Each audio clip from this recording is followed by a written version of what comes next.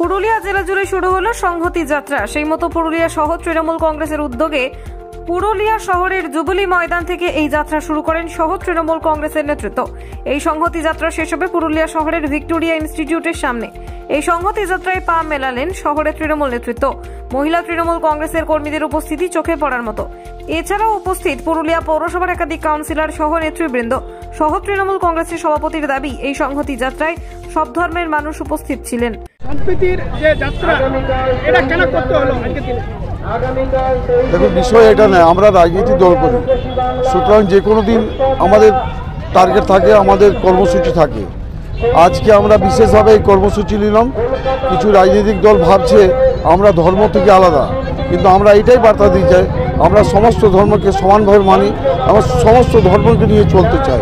সেই জন্য আমাদের এই সংহতি মিছিল, সমস্ত ধর্মের মানুষেরা আমাদের সঙ্গে ছিলেন। এই মিছিলে ছিলেন খ্রিস্টান ছিলেন, এই মিছিলে হিন্দু ছিলেন, এই মিছিলে মুসলমান ছিলেন, এই মিছিলে শিক্ষক ছিলেন, সবাই ছিলেন, সবাই মিলে হাঁটলেন। মিছিল চলাকালীন একটা স্লোগান উঠছিল, জয় শ্রীরাম স্লোগান চলছিল বাদিক থেকে, বিভিন্ন জটলা থেকে। চলতে পারে, শ্রীরামের ভূমি, আমাদের ভারতবর্ষ যে শ্রীরামের ভূমি, এখানে মানুষের এটা অধিকার আছে। উনি শ্রীরাম বলতে পারেন, উনি রহিম বলতে পারেন, উনি শিক্ষক গুরু বলতে পারেন, যা খুশি বলতে পারেন। এটা আমাদের ভারতভূমি। আমাদের সাথে থাকবেন, পাশে থাকবেন। আজকে আমাদের মিছিল এখানে সমাপ্ত ঘোষণা করি। Bureau report, Bengal views.